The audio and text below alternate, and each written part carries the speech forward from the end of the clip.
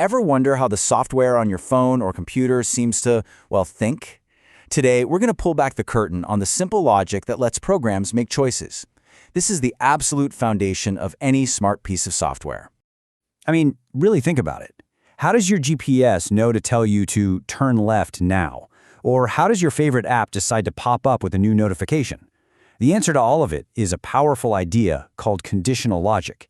It's kind of like the secret language computers use to look at a situation and decide what to do next. Okay, let's dive in with the very first, most basic building block. It all starts with a simple question, just a single check. And we're going to use a really common example to make sense of it all, how you'd get dressed based on the weather. And that first building block is the if statement. Now, the most important word on this slide is only. An if statement is basically a gatekeeper. It checks for one very specific thing, and if that one thing is true, it lets the code run. If it's not true, the program just keeps on moving, ignoring it completely. So, let's see what that looks like. The code asks a simple question. Is the weather rain? If the answer is yes, then the instruction is super clear. Wear a raincoat. Easy enough, right? So now our program has a plan, but it's only a plan for rain. And that leads us to the first big problem. What happens on a sunny day or a snowy one? With just a simple if statement, our program does absolutely nothing. It doesn't have any instructions for that. We've given it a plan for just one situation, but no backup plan at all. And that's exactly where our next tool comes into play. We need a way to handle everything else, all those what-if-not scenarios. And to do that, we use something called an else statement. You can think of else as the default plan. It's the catch-all.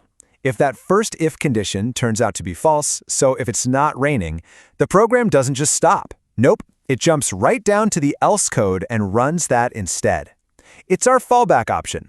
And this comparison just makes it so clear. On the left, you've got a plan for rain, and that's it. But on the right, you have a complete two-part decision. If it's raining, wear a raincoat. For literally any other kind of weather, wear a t-shirt. Our code now has two clear paths it can follow. But wait a second. We just fixed one problem and created another one. A t-shirt is great if it's sunny, for sure. But what if it's snowing? Our else statement is a bit too simple, right? It lumps sunny, windy, and a full-on blizzard into the same category. We definitely need more specific options. And to get those extra options, we bring in the real power tool for making choices in code. It's called elif, which you can probably guess is just short for else if. This is how we build a real chain of decisions.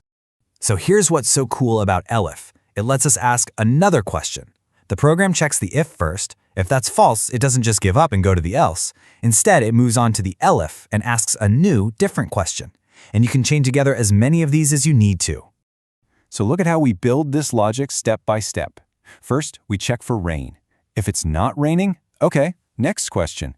We check if it's snowing. If it's not snowing either, fine. Next question. We check if it's windy.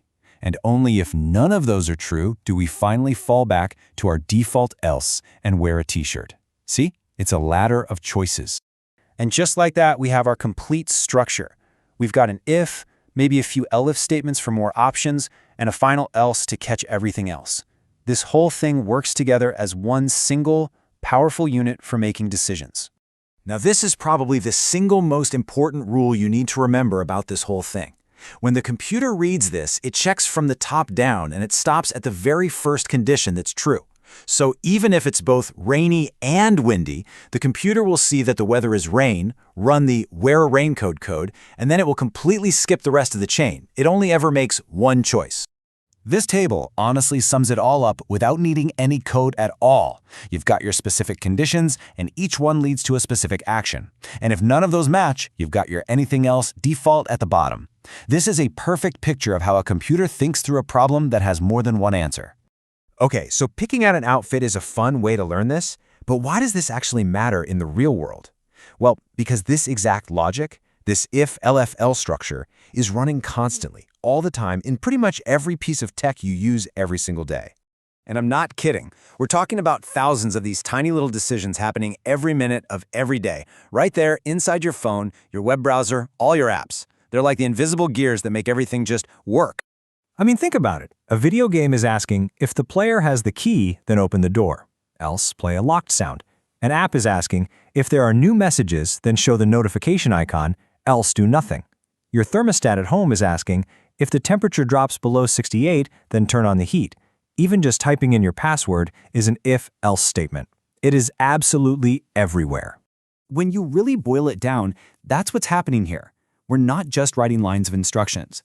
When we use if, elif, and else, we're actually teaching the computer a framework for how to reason. We're showing it how to look at a situation and respond in the right way. And that's the core of everything from automation to artificial intelligence. So the next time you use an app or play a game, you'll know about that secret logic that's clicking away behind the scenes. And that just leaves one last question for you. Now that you understand the basic way that code makes a choice, what kind of decisions are you going to teach it to make?